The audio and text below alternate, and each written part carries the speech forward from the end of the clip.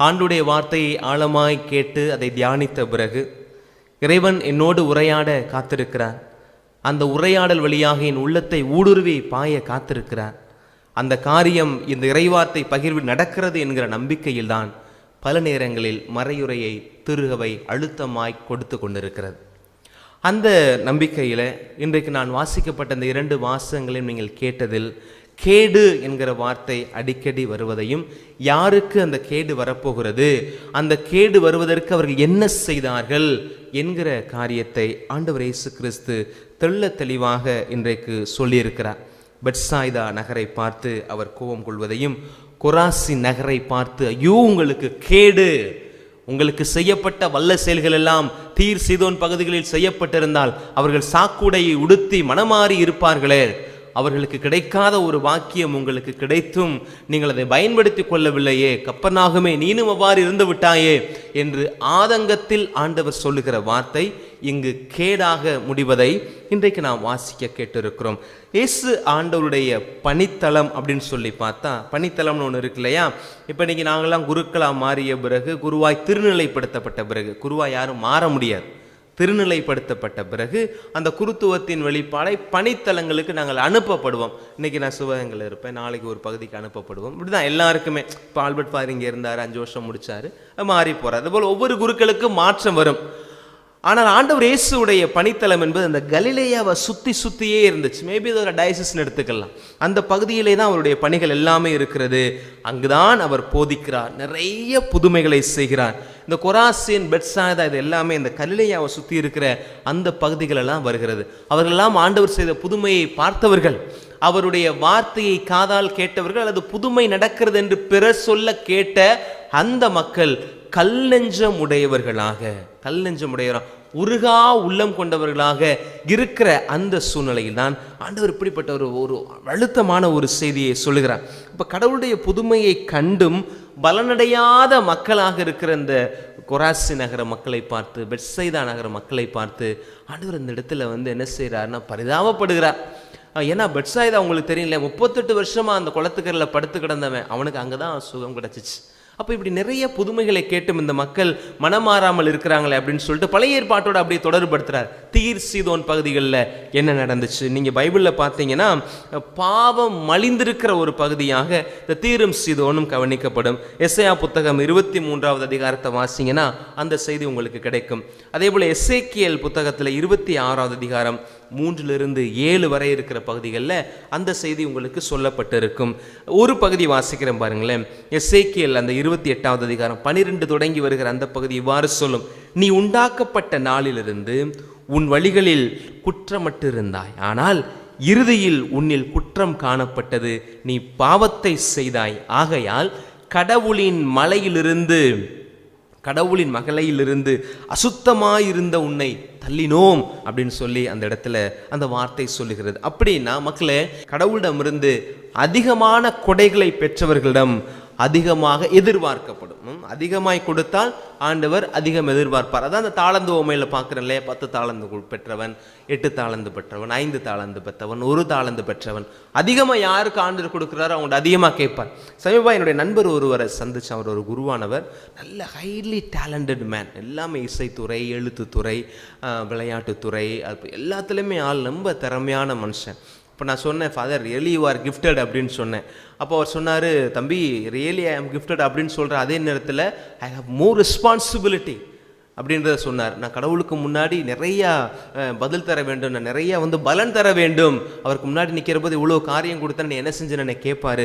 அந்த பயம் எனக்குள்ள ஒரு நெருடலை போல, பவுலடியாருக்கு எப்படி முள்ளு தச்சுதோ அதுபோல் எனக்குள்ளே தச்சுக்கிட்டே இருக்கும் எப்போவுமே அப்படின்னு சொன்னார். இது உண்மையிலும் உண்மையான ஒரு காரியம். இந்த குருவானவர்களுக்கு மட்டுமல்ல, கடவுள் யாருக்கு அதிகமாக கொடுக்குறாரோ, செல்வத்தை கொடுக்குறாரா, என்ன கொடுக்குறாரோ, பொருள் செல்வம் கொடுக்கலாம், குழந்தை செல்வம் கொடுக்கலாம், அருள் செல்வம் கொடுக்கலாம், ஞான செல்வம் கொடுக்கலாம், அறிவு செல்வம் கொடுக்கலாம், அப்படிலாம் நிறைய கொடுத்தார் அப்படின்னு சொன்னால் அதற்கு இணைய அவர் கட்டாயம் எதிர்பார்ப்பார். அந்த எதிர்பார்ப்பை நாம் பூர்த்தி செய்யவில்லை என்றால் கேடு அப்படின்ற வார்த்தை ஆண்டவர் நமக்கும் தீர் சீதோன் பகுதி மக்களுக்கு சொன்னது, அல்லது இந்த பெத்சாய்தா மக்களுக்கு சொன்னது போல, கப்பர்நாகும் மக்களுக்கு சொன்னது போல நமக்கும் சொல்வார். இவ்வளவு திறமைகளை கொடுத்திருக்கிறேன், நீ அப்ப இந்த இடத்துல சொல்ற, கப்பர்நாகுமே நீ வானலாக உயர்த்தப்படுவாய் என்று நினைத்தாயோ, இல்லை நீ பாதாளம் வரை தாழ்த்தப்படுவாய் அப்படின்ற செய்தியை ஆண்டவர் நமக்கும் சொல்வார் அப்படின்னு நான் நினைக்கிறேன். பிரியமான பிள்ளைகளே, யாருக்கு அதிகம் கொடுக்கப்பட்டிருக்கிறதோ அவரிடமிருந்து அதிகமாக எதிர்பார்க்கப்படும். கத்தோலிக்க கிறிஸ்தவ விசுவாசத்தில் இருக்கிற நமக்கு இறைவன் அதிகமாய் கொடுத்திருக்கிறார். இன்றைக்கு எத்தனையோ மக்கள் இறைவனை கண்டுகொள்ள வேண்டும் என்று நினைக்கிறார்கள், இறை உறவில் இருக்க வேண்டும் அல்லது ஞானத்தை ஆன்மீகத்தில் வளர வேண்டும் என்று நினைக்கிறார்கள். அவர்களுக்கு அதற்கான வாய்ப்புகள் இல்லை. ஆனால் கேத்தலிக் சர்ச்சில் இருக்கிற நமக்கு அதற்கான வாய்ப்புகள் அதிகமாக இருக்கிறது. திருச்சபை ஏகப்பட்ட காரியங்களை கொடுத்து இறைவனுக்கும் மனிதனுக்கும் இடையே உள்ள உறவை வலுப்படுத்தி கொள்ள வாய்ப்புகளை ஏற்படுத்தி நிறைய காரியங்களை கொடுக்கிறது. ஒவ்வொரு நீ யோசிச்சு பாருங்களே, ஒரு இந்து சகோதரனாக இருக்கலாம் அல்லது ஒரு இஸ்லாமிய சகோதர பிள்ளைகளாக இருக்கலாம், அவர்களுக்கெல்லாம் நம்மளை போல ஞான மெய்ப்பர்கள் இல்லைங்க. பங்கு அப்படின்னு ஒரு அமைப்பு இல்லை, பங்குல அருட்சகோதரர்கள் அருட்சகோதரிகள் அப்படின்னு சொல்லிட்டு ஒரு அமைப்பு ரீதியான ஒரு கட்டமைப்பு இல்லை. ஆனால் அவர்கள்லாம் இன்னைக்கு எத்தனையோ நல்ல காரியங்களை, மனிதாபிமானம் உள்ள காரியங்களை, சமூக அக்கறை உள்ள காரியங்களை செய்கிறாங்க இல்லையா? ஆனால் நமக்கு இதெல்லாம் ஏற்படுத்தி கொடுக்கப்பட்டிருக்கிறது. திருப்பலி நமக்கு ஏற்படுத்தி கொடுக்கப்பட்டிருக்கிறது. அவங்களுக்கெல்லாம் நம்பிக்கை இருக்குது. ஒரு இஸ்லாமிய சகோதரனா இந்து சகோதரனா கடவுளை நம்புகிறார்கள். அவங்க தாய் தகப்பன் அல்லது அவருடைய வழி வந்தவர்கள் சொல்லித்தந்த அந்த நம்பிக்கையில் அவர்கள் கடவுளை ஏற்றுக்கொள்கிறார்கள். அது குலதெய்வமாக இருக்கலாம் அல்லது அவர்களுடைய பிராண தெய்வங்களாக இருக்கலாம். அவர்கள் ஏற்றுக்கொள்கிறார்கள், நல்ல வாழ்க்கை வாழ்ந்து கொண்டிருக்கிறார்கள். ஆனால் அந்த நம்பிக்கை அவ்வப்போது அவர்கள் புதுப்பிப்பதில்லை. ஆனால் நாம செய்கிறோம். ஒவ்வொரு ஞாயிற்றுக்கிழமைகளுமே நம்பிக்கை அறிக்கை என்கிற ஒரு வார்த்தையை சொல்லி, ஆண்டவரை நம்புகிறேன், தூயாவியை நம்புகிறேன், திருச்சபையை நம்புகிறேன், அன்னையை நம்புகிறேன், புனிதருடைய பரிந்துரை நம்புகிறேன், எல்லாற்றையும் சொல்லி ஒவ்வொரு வாரம் நம்முடைய நம்பிக்கையை புதுப்பித்துக் கொண்டிருக்கிறோம். அவர்களுக்கு கிடைக்காத வாய்ப்பு நமக்கு கிடைக்கிறது. அந்த நம்பிக்கையில் வளர்வதற்கு நம் உடனாகவே பயணிப்பதற்கு ஞான மெய்ப்பர்களை ஆண்டவர் நமக்கு தந்திருக்கிறார். மற்ற மதத்தெல்லாம் அவ்வளவு தூரம் இருக்குதா அப்படின்னா அது மிகப்பெரிய ஒரு கேள்விக்குறி. ஏனென்றால் கத்தோலிக்க திருச்சபையானது ஆண்டவரால் கட்டியமைக்கப்பட்ட, அவருடைய பணியாளர்கள் வழிநடத்தப்படுகிற ஒரு நிறுவனம் என்று கூட நாம சொல்ல. இட்ஸ் an institution அப்படின்னும் போது நமக்கு இத்தனை காரியங்களை ஆண்டவர் கொடுத்திருக்கிறார். புனிதர்களை கொடுத்திருக்கிறாரு, திரு அவையுடைய ஆசிரியங்களை கொடுத்திருக்கிறாரு. அப்போ நமக்கு இவ்வளவு கொடுத்த ஆண்டவர் நம்முடைய கட்டாயம் அதிகமாக எதிர்பார்ப்பார் அப்படின்றது என்னுடைய நம்பிக்கை. அப்போ ஒரு நல்ல ஒரு சீடத்துவ வாழ்வு வாழ விட்டலை என்று சொன்னால், ஒரு நல்ல ஒரு சீடத்துவ வாழ்க்கையை வாழ நம்ம தவறுறோம் அப்படின்னு தான் சீருக்கும் அந்த சீதோன் பகுதிக்கும் பெத்சாய்தாவுக்கும் கொராசின் பகுதிக்கும் கப்பர்நாகுமுக்கும் ஆண்டவர் சொன்ன கேடு இன்றைக்கு நமக்கும் வரும். இப்போதான் நான் இன்றைக்கு திருப்பலியினுடைய மைய செய்தியை, இந்த மறையருடைய மைய செய்தியை சொல்லலான்னு நினைக்கிறேன். தொடக்கத்திலே வழக்கமாக நான் தலைப்புகளை சொல்வது உண்டு. ஆனால் இன்றைக்கி நான் தலைப்பை சொல்லாததுக்கு காரணம் என்ன அப்படின்னு சொன்னால் இந்த செய்தி தான். என்ன அப்படின்னா, இன்னைக்கு ஆண்டவர் திருச்சபை வந்து பார்க்கிறார். இன்னைக்கு சரி, நான் படைத்த, என்னால் உருவாக்கப்பட்ட திருச்சபை, என்னிலிருந்து உருவான திருச்சபை, அது எப்படி இருக்குன்னு பார்க்கலாம் அப்படின்னு சொல்லி ஏசு ஆண்டவர் இங்கே வர்றாருன்னு வச்சுக்கோங்க. இதெல்லாம் கற்பனை, என்னுடைய மனசில் படுறத சொல்கிறேன். ஏசு ஆண்டவர் இங்கே வர்றாரு அப்படின்னா எதை பார்த்து ஐயோ கேடு அப்படின்னு சொல்லுவார்னு நான் யோசிச்சு பார்த்தேன். நிறைய காரியங்களை யோசித்தேன். நம்ம சொல்கிற அவதூறான பேச்சை பார்த்து சொல்லுவாரா, நம்முடைய உடைகள்லாம் இன்னைக்கு மாறிடுச்சு, சாப்பாடு மாறிடுச்சு, பேச்சு மாறிடுச்சு, பார்வை மாறிடுச்சு, இதெல்லாம் பார்த்து ஐயோ கேடுன்னு சொல்லுவாரா அப்படின்னா எனக்கு அதெல்லாம் பெருசாக தெரியலங்க. ஏன்னா ஆண்டவர் வந்து ஒரு சில காரியங்களை காம்ப்ரமைஸ் பண்ணிக்குவார். அவரும் ஒரு மனிதனாய் பிறந்த இறைவன் தானே, ஒரு சில காம்ப்ரமைசஸ் பண்ணுவார்.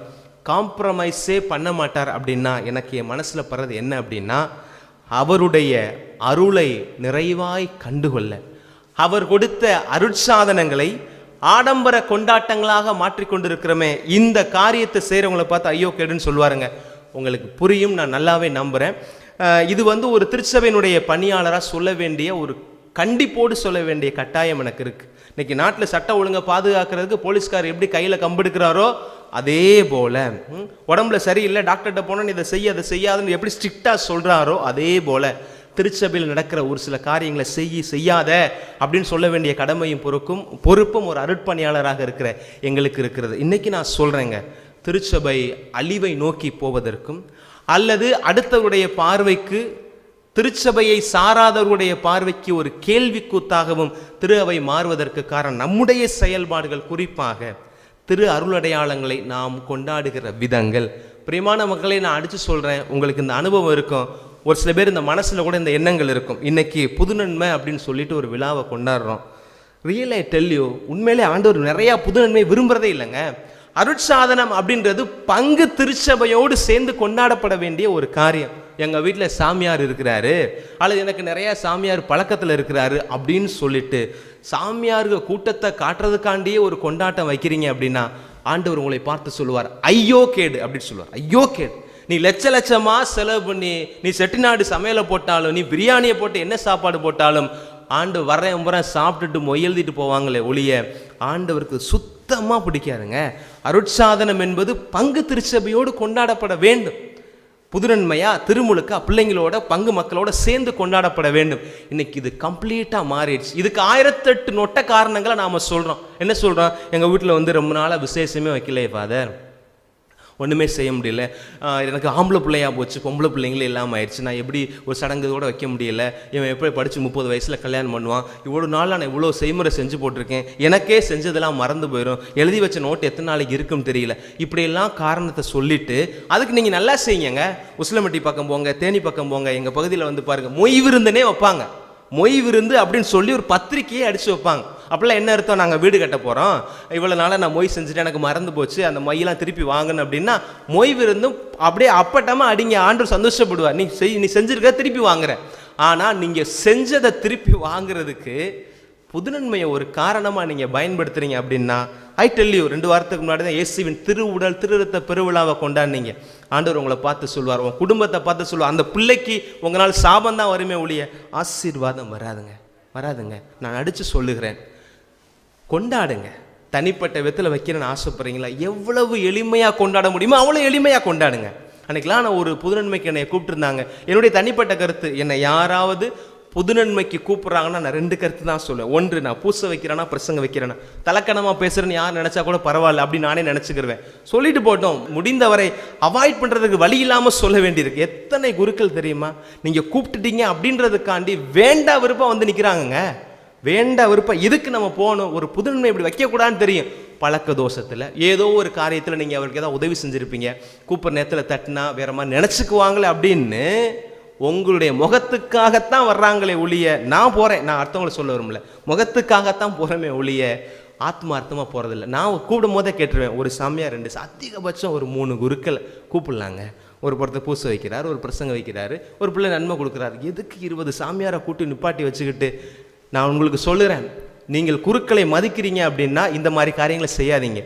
பூசையில் எப்படி ஆல்டர் அலங்காரப்படுத்துறதுக்கு பூ வச்சு அடுக்கிறாங்களோ அதே போல் ஆல்டர் நிறைக்கிறதுக்கு நீ சாமியாரை கூப்பிடணும் அப்படின்ற எண்ணம் கத்தோலிக்க திருச்சபையில் வளர்ந்து வருகிறது. ஆண்டவர் கட்டாயம் சாடுவார். எங்கள் வீட்டில் 2 வாரத்துக்கு முன்னாடி என் தங்கையுடைய மகனுக்கு திருமுழுக்கு கொடுக்க வேண்டிய இருந்துச்சு. எங்கள் தங்கச்சி சொன்னிச்சு, அண்ணே இந்த மாதிரி தம்பிக்கு ஞானஸ்நானம் கொடுக்க. நான் சொன்னேன், நான் ஒரே ஒரு ஆள் தான் வருவேன். பங்குசாமியார்ட்ட சொன்னேன், தம்பி நீங்களே வச்சுருங்க. ஒரே ஒரு பிள்ளை தான் நான் வச்சேன். எனக்கு தெரிஞ்சால் 10 சாமியாரை கூப்பிட்டு வச்சு நுப்பாட்ட முடியாதா? நுப்பாட்டக்கூடாதுங்க. சாமியார் இருந்தால் ஒரு வீடு ஒரு மாதிரி, சாமியார் இல்லாத ஒரு வீடு மாதிரி, இருக்கப்பட்ட வீட்டுக்கு ஒரு விசேஷம், இல்லாதப்பட்ட ஒரு விஷயம், இதெல்லாம் ஆண்டவர் வெறுக்கிறாருங்க. இதுதான் வெளியிலேருந்து கத்தோலிக்க திருச்சபை பார்க்கிறவர்களுக்கு கேலி கூத்தாய் மாறுகிறது. அன்றைக்கெலாம் ஒரு புதுநன்மைக்கு போகிறேன், பெரிய சேரியட்டாக அந்த குதிரையில் வந்து 2 ஆண் பிள்ளை பெண் பிள்ளை 2 பேரையும் மேலே உட்கார வச்சுட்டு முன்னாடி ஜண்டை மேலும் போது பின்னாடி ட்ரம்ப்ஸ் வருது, அப்படியே தோரணங்கள் கட்டி பயங்கர தோரணையாக அப்படி பயங்கரமாக உள்ளே கொண்டு வராங்க. நான் தான் பாவசிங்கத்தில் உட்காந்துருந்தேன். பாவசிங்கத்தனம் பண்ண தெரியலங்க பிள்ளைக்கு.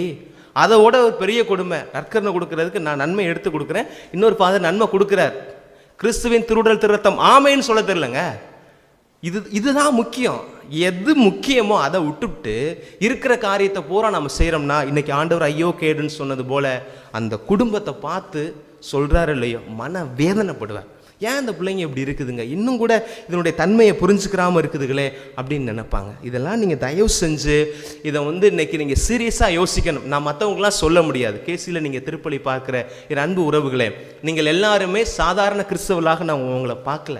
ஏன்னா இன்னைக்கு திருப்பலி பார்ப்பதற்கு வாய்ப்புகள் கிடைத்தும் பார்க்க மாட்டேன்றாங்க. ஆனால் நீங்கள் வந்து யூடியூப்பில் சிரத்தை எடுத்து அதை அப்படியே உட்காந்து பார்த்து அந்த வார்த்தைகளாக நீங்கள் தியானிக்கிற அப்படிங்கன்னா you are something special, you are the warrior of the church அப்படின்னு நீங்கள் நினச்சிக்கோங்க. இந்த செய்தியை மக்களுக்கு கொண்டு போய் சேருங்க. அருட்சாதன கொண்டாட்டங்கள் என்பது அர்த்தமுள்ள விதத்தில் கொண்டாடப்பட்டு ஆண்டோடைய அருளை கண்டுகொள்ளக்கூடிய ஒரு அருளின் இடம். அந்த இடத்துல போய் ஆடம்பரத்தை காமிக்கிறதுக்கு, தான் எவ்வளோ பெரிய ஆள் அப்படின்னு காமிக்கிறதுக்கு தயவு செஞ்சு அதை ஒரு இடமா பயன்படுத்துகிறவர்கள் உங்களை சுற்றி இருக்கிறாங்கன்னா நீங்கள் சொல்லுங்கள், நீங்கள் நற்கருணையை அவசங்கைப்படுத்துகிறீர்கள். தூய் ஆவியாருக்கு எதிராக செய்கிற பாவம் அதெல்லாம் நம்ம செய்யவே கூடாது. ஒவ்வொரு அருட்சாதனத்தில் ஆண்டுடைய ஆவியானவர் பொழியப்படுறாருங்க. ஆவியானவர் உள்ளே வராத அளவுக்கு ஆடம்பரமான காரியங்களை சுற்றி வச்சுக்கிட்டு வாரும் தூயாவே வாரும் தூயாவேன்னு எங்கிட்டு வருவார் அவர்? இதெல்லாம் நம்ம இந்த நாளில் நம்ம சிந்திக்க வேண்டும். கொண்டாடுங்கள். அந்த கொண்டாட்டத்தில் அர்த்தம் இருக்குதா அப்படின்னு சொல்லி பாருங்கள். ஒரு சில பேருக்கு உண்மையிலேயே புதுநன்மை அப்படி கொண்டாடன்னு நாங்கள் ஆசைப்படுறோம். ஃபாதர், எவ்வளவு எளிமையாக கொண்டாட முடியுமோ அவ்வளோ எளிமையாக கொண்டாடுங்க. குறிப்பாக சொல்கிறேன், குருக்களுடைய கூட்டத்தை கூட்டாதீங்க, அருட்சகோதரிய கூட்டத்தை கூட்டாதீங்க. அது ரொம்ப ரொம்ப தப்பான ஒரு காரியம். இருக்கப்பட்டவனுக்கான திருச்சபையா இது? இல்லாதவனுக்காக உருவாக்கப்பட்டதாங்க திருச்சபை. ஆனால் நம்ம எப்படிப்பட்ட பார்வையை கொடுக்குறோம் பாருங்கள். அன்றைக்கெலாம் ஒரு ரொம்ப வேதனைக்குரிய ஒரு காரியம். ஒரு பங்குக்கு போயிருக்கிறேன் ஒரு கிளை கிராமத்தில். அவங்க கிளை கிராமத்தில் கோயில் இல்லைங்க. கல்யாணம் அப்படின்றது ஆண் பெண் 2 வீட்டு சம்மதத்தோடு நடக்க வேண்டிய காரியம். அப்போது அந்த டேட்டை ஃபிக்ஸ் பண்ணுறதுல கொஞ்சம் இழுபறிகள். அப்போ உங்கள் 2 மாதத்துக்கு முன்னாடி தான் அவங்களால திருமணத்துக்கான டேட்டை ஃபிக்ஸ் பண்ண முடியுது. அந்த ஊரில் கோயில் இல்லைங்க, சின்ன குடிசை இடத்துல கோயில் பூசை கூட வைக்க முடியாது, சின்ன இடம் தான். அப்போ அவங்க பங்கு கோயிலில் திருமணம் வச்சுக்கலாம்னு நினைக்கிறாங்க. திருமணம் வைக்கிறதுக்கு பங்கு சாமியாட்ட பேசுகிறாங்க. அதே பங்கில் புதுநன்மைக்கு ஒரு ஆள் புக் பண்ணி வச்சுருக்காரு 6 மாதத்துக்கு முன்னாடி. இந்த நாளில் நான் வைப்பேன் அப்படின்னு ப்ரீ பிளானிங்காக வச்சுருக்காரு. பெரிய பணக்கார விட்டுக்காருங்க. புதுநன்மைக்கு அவ்வளோ முக்கியத்துவம் கொடுக்கணுமா? உண்மையிலே திருமண வாழ்க்கையில் இணைய போகிற அந்த 2 பேருக்குமே காலைல 6 மணி 6:30 பூசைங்க. காலைல 6:30 பூசைக்கு கல்யாண பூசை நடக்குது, 10 மணி பூசை புதுநன்மை பூசை நடக்குது. எது 10 மணிக்கு நடக்கணும், எது 6:30க்கு நடக்கணும்? இது போல் காரியங்கள்லாம் எதனால் நடக்குது அப்படின்னா, கத்தோலிக்க திருச்சபை உங்களுக்கு சரியாக சொல்லித்தரல நான் நினைக்கிறேன். நாங்கள் பொறுப்பு எடுத்துக்கிறோம். நாங்கள் உங்களை உற்சாகப்படுத்திட்டோமோ அல்லது எந்த இடத்துல தப்பு ஆரம்பிச்சிச்சுன்னு தெரியல. தப்பு எங்கே ஆரம்பிச்சிச்சுன்னு தேர்றதை விட தப்பு எப்படி சரி பண்ணுறதுன்னு நினைக்கிறதாங்க ரொம்ப நல்லதுன்னு நினைக்கிறேன். நண்பு உறவுகளே, கேசி நண்பர்களே, உங்கள் எல்லாருக்கும் நான் சொல்கிற செய்தி, எல்லா இறை மக்களுக்கும் சொல்கிற செய்தி இதுதான். அருட்சாதனங்களை அருட்சாதனமாக கொண்டாடுங்கள். அது அனைத்து மக்களோடு சேர்ந்த இறை சமூகமாக கொண்டாடுங்கள். அதை ஆடம்பர கொண்டாட்டமாய், உங்களுடைய ஆதிக்கத்தை காட்டுகிற ஒரு இடமாய் தயவு செஞ்சு மாற்றுறீங்க, நீங்கள் செய்கிறீங்க அப்படின்னா உங்களுக்கு தெரியாத கேடு உங்கள் வீட்டுக்கு வரும். ஆண்டவர் பரிதாபப்படுவார் உங்களை பார்த்து. ஏன் அப்படி புத்தி இல்லாமல் இருக்குதுங்க, ஏன் இவ்வளோ தூரத்துக்கு மனநிலை பிறண்டவர்களாக இருக்கிறார்கள் அப்படின்னு தான் ஆண்டவர் பார்ப்பார் அப்படின்றத என்னுடைய ஆழமான நம்பிக்கை. நான் சொல்கிறதுல நியாயம் இருக்குது, புட்டசாமி சொல்கிறது நியாயம் இருக்குது, ஒரு குருவானவர் சொல்கிறார் அப்படின்னா அதில் அர்த்தம் இருக்குது அப்படின்னு நீங்கள் நினச்சிங்க அப்படின்னா, அடிக்கடி இந்த சொல்லுவாங்க தெரியுமா, வைரல் ஆகுது. இந்த செய்தியெல்லாம் வைரல் ஆக்குங்க. இதுதான் மக்களுக்கு போக வேண்டிய செய்தி. ஒரு நாள் நம்முடைய திருப்பலியை 5000 பேர் பார்க்குறாங்களே, இந்த செய்தியை இன்னைக்கு உங்களுக்கு தெரிஞ்ச உங்களுடைய கான்டாக்டில் இருக்கிற எல்லாருக்கும் இந்த செய்தியை கொண்டு போய் சேருங்க. இந்த பூசையை அனுப்புவீங்களோ எனக்கு என்னன்னு தெரியல, அல்லது இந்த எக்ஸாக்டாக நற்கருணையை பற்றி நான் பேசக்கூடிய அல்லது புதுநன்மையை பற்றி சொல்லக்கூடிய இந்த பகுதியை மாத்திரமா கட் பண்ணி யாரெல்லாம் இந்த காரியத்தை செய்கிறாங்களோ அவங்களுக்கு நீங்கள் அனுப்புங்க. You are the evangelisation. இன்னைக்கு நீங்கள் எல்லாருமே ஒரு எவாஞ்சலைசேஷன் மினிஸ்ட்ரி பண்ணலாம். இதை செய்கிற பொழுதுதான் இந்த அதிர்வு உருவாகும். எல்லா இடத்துலையுமே மாற்றம் என்பது படபடன்னு அப்படியே கொட்டிடாதுங்க, எங்கனாவது ஒரு இடத்துல உருவாக்கும். இன்றைக்கி உங்கள் கான்டாக்டில் ஒரு 1000 பேர் இருக்கிறாங்க, அது ஒரு 100 பேர் 200 பேர் 500 பேர் கிறிஸ்தவங்களாக இருக்கிறாங்கன்னா எத்தனை பேருக்கு ஃபோன் அடித்து பேசுனீங்க? இன்றைக்கி ஒவ்வொருத்தருக்கும் இந்த செய்தியை அனுப்பி இதை கேளுங்கன்னு சொல்லுங்கள். இதை கேளுங்க. இது திருச்சபையினுடைய மாற்றத்தினுடைய வெளிப்பாடு அந்த இடத்துல இருக்கணும். தமிழக திருச்சபை எல்லா இடத்துலையும் வளர்ந்துருக்குங்க. ஆனால் இன்றைக்கி ஆடம்பர கொண்டாட்டுங்க. நான் மாத்திரம் அந்த மே மாதத்தில் எத்தனை பத்திரிக்கை, புதுநன்மை பத்திரிக்கையை பார்க்குற போதெல்லாம் எனக்கு மனசு வேதனைப்படுவேன். அப்படி ஏன் இவ்வளோ தூரம் அறியாமல் இருக்கிறாங்க? எங்கள் வீட்டிலேயே புதுநன்மை நடந்துச்சு. எவ்வளவு சிம்பிளாக நடத்த முடியுமோ எங்கள் வீட்டில் நான் வற்புறுத்தி நடத்த இப்படித்தான் நடத்தணும் அதை அப்படின்னு நான் சொன்னேன். இந்த செய்தியை நீங்கள் மக்களுக்கு சொல்லுங்கள், உங்களுடைய உறவுகளுக்கு அனுப்புங்க, இதை பகிர்ந்து கொள்ளுங்கள், இதை பற்றி பேசுங்க, இதை பற்றி விவாதிங்க. நீங்கள் பேசினாதான் மாற்றம் வரும், நாங்கள் பேசுகிறதுனால மாற்றம் வராது. குருக்கள் நாங்கள் பேசிக்கிட்டு இருப்போம், இது மறையுறையாக நீங்கள் கேட்டுட்டு போயிடுறீங்க. ஆனால் ஒரு தனி மனுஷனாக நீங்கள் இந்த செய்தியை எடுத்து நீங்கள் அடுத்தவங்களுக்கு கொடுக்குற பொழுது தான் அது மாற்றம் உருவாகும். 2 வாரத்துக்கு முன்னாடி இன் ஜீசஸ் ஆஃப் ஜீசஸ் அப்படின்னு சொல்லிட்டு ஒரு ப்ரிப்போஷனை வச்சு ஒரு செய்தி சொல்லியிருந்தேன். நிறைய பேர் அந்த செய்தியை அடுத்தவங்களுக்கு அனுப்புகிற பொழுது அங்கேருந்து எங்களுக்கு சொல்கிறாங்க, ஃபாதர் அந்த கான்செப்ட் உண்மையிலே நல்ல கான்செப்ட் ஃபாதர் அப்படின்னு. கான்செப்டுக்காக நாங்கள் பேச வரலங்க. இது கட்டாயத்தினுடைய சூழல். திருச்சபையில் ஒரு மாற்றத்தை கொண்டு வரணும் அப்படின்னா புதுநன்மை எங்கெங்கெல்லாம் வைக்கிறாங்களோ அங்கெங்கெல்லாம் அந்த செய்தி பேசப்படணும். ஆண்டவர் அருவருக்கக்கூடிய ஒரு செய்தியை நாம் செய்கிறோம். ஆண்டவருடைய பார்வையில் கேடான காரியத்தை நாம் செய்கிறோம். எப்போ இந்த அருட்சாதன கொண்டாட்டங்கள் ஆடம்பர கொண்டாட்டங்களாக ஆதிக்கத்தையும் அதிகாரத்தையும் காட்டக்கூடிய ஒரு இடமா மாறுது அப்படின்னா அதை நாம் சரி செய்ய வேண்டிய இடத்துல இருக்கிறோம். இது ஒரு விதத்தில் நான் பேசுனது உங்களுக்கு கண்டிப்பான ஒரு செய்தியாக இருந்தால் கண்டிப்பான செய்தி தான். அல்லது திருச்சபையினுடைய யதார்த்தத்தை ஃபாதர் இன்னைக்கு எடுத்து சொல்கிறார் அப்படின்னு நினச்சிங்கன்னா யதார்த்தத்தை சொல்லக்கூடியதான். ஏன் அப்படின்னா ஆண்டவர் யாருக்கு அதிகமாக கொடுத்துருக்கிறாரோ அவங்ககிட்ட அதிகமாக எதிர்பார்ப்பார். உங்களுக்கு ஞான மெய்ப்பர்களை கொடுத்திருக்கிறார், திரு அவையின் ஆசிரியத்தை கொடுத்திருக்கிறார், விவிலியத்தை கொடுத்திருக்கிறார், அடிச்சாதனங்களை கொடுத்திருக்கிறார், நம்பிக்கையினுடைய செய்தியை கொடுத்திருக்கிறார். இது எல்லாத்தையும் கொடுத்த கடவுள் உங்கள்கிட்ட கட்டாயம் எதிர்பார்ப்பாரா இல்லையா? உங்கள்கிட்ட எதிர்பார்க்கிறாரா இல்லையோ? என்னட்ட எதிர்பார்ப்பார். நீ சொன்னியா அப்படின்னு நினைய கேட்பேன். நான் தப்பிக்கிறேன். இன்னைக்கு இந்த செய்தியை உங்களுக்கு அழுத்தமாக ஆழமாக சொல்றதன் மூலமாக நான் என்னை காத்துக்கொள்கிறேன், நீங்கள் உங்களை காத்துக்கொள்ளணும் அப்படின்னு நினச்சிங்கன்னா உண்மையிலேயே இந்த கத்தோலிக்க திருச்சபை மீது உங்களுக்கு பாசமும் நேசமும் நம்பிக்கையும் இது வளரணும், இது காலங்காலமாக செழித்து வளரணும்னு நினச்சிங்கன்னா இந்த செய்தியை உங்களால் முடிஞ்சவளுக்கெல்லாம் சொல்லுங்கள். இன்றைக்கி உங்கள் வாட்ஸ்அப் கான்டாக்டில் சும்மா வெறுமனே குரூப்பில் போகிற செய்தியாக நுப்பாட்டாமல் ஃபோன் அடித்து இண்டிவிஜுவலாக சொல்லுங்கள். இந்த செய்தியை போட்டு கீழே குறுஞ்செய்தி போடுங்க, தயவு செய்து இந்த மறையுறை இந்த பகுதியை கேட்கும் அப்படின்னு சொல்லுங்கள். பார்ப்போம், நம்மளால் ஒரு மாற்றம் அந்த திருச்சபையில் உருவாகுதுன்னா அதுதாங்க கேசிக்கு கிடைச்ச மிகப்பெரிய வெற்றியை நான் பார்க்குறேன். இத்தனை நாட்களாக எத்தனையோ செய்தியை பைபிளை பற்றி உங்களுக்கு ஆழமாக நிறைய கருத்துக்களை சொல்லியிருந்தோம். இன்றைக்கி இந்த கருத்தை நான் இவ்வளோ தூரம் சொல்கிறேன் அப்படின்னா கேசி உருவாக்கப்பட்டதனுடைய நோக்கம் இதில் நிறைவேறணும். ஒரு திருச்சபையின் மாற்றத்தை உருவாக்குறதுக்கு தானே இன்றைக்கி சோஷியல் மீடியாவை பயன்படுத்துகிறோம். நம்ம கேசிக்கு அப்பேற்பட்ட ஒரு சான்ஸ் ஆண்டவர் இன்றைக்கி கொடுக்குறாரு நினச்சி இந்த செய்தியை மக்களிடம் கொண்டு போய் நம்ம சேர்ப்போம். அருட்சாதன கொண்டாட்டங்கள் ஆடம்பர கொண்டாட்டங்கள் அல்ல, அருட்சாதன கொண்டாட்டங்கள் அருளின் கொண்டாட்டங்கள். உணர்வோம், பகிர்வோம், இறைவொளியில் வாழ்வோம். ஆமென்.